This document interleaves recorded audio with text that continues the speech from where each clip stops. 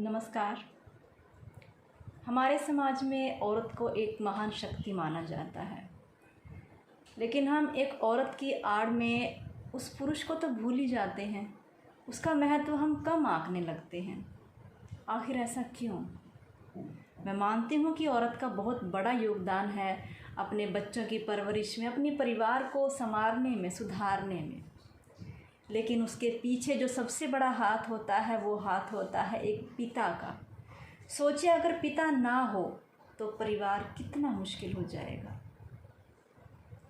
पिता को आप शायद जानते नहीं हैं। वो बहुत मासूम होता है, चिंता सबकी करता है वो, लेकिन दिखाता कभी नहीं है।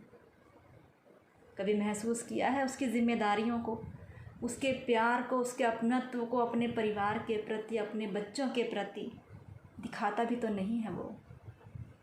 कितना भोला होता है एक पिता। मैं आपको एक असलियत बताती हूँ। मुसलमान बहु शादियाँ करते हैं, बहु विवाह करते हैं, बहुत शादियाँ करने की उनको इजाज़त होती है। देखा जाए तो एक मर्द शादी करके अगले दिन दूसरी शादी कर सकता है। एक तरह से वो ज़िंदगी का लुत्फ़ ले सकता है औरतों से शादी करके, आप समझ गए होंगे।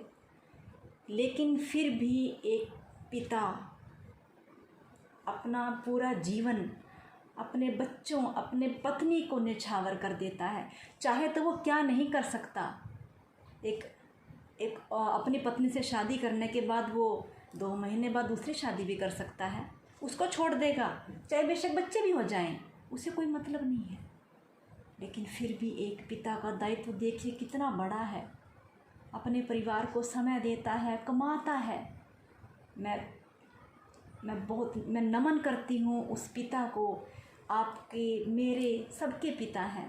आपके भी पिता हैं, मेरे भी पिता हैं। मैं सलाम करती हूँ उस पिता के जज्बे को, जो इतना कुछ सहन करता है, ना कभी किसी से कुछ बताता है, सब कुछ छिपाता ही आया है वो हमेशा। मेरी आंखें नम हो जाती हैं उस पिता के बारे में सोचकर।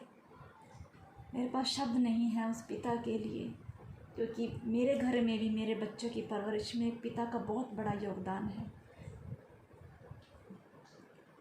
मैं घर पर हूँ, जो कामकाजी महिलाएं हैं वो काम पर जाती हैं, लेकिन मेरे जैसी बहुत सी महिलाएं हैं जो घर पर रहती हैं, घर संभालती हैं।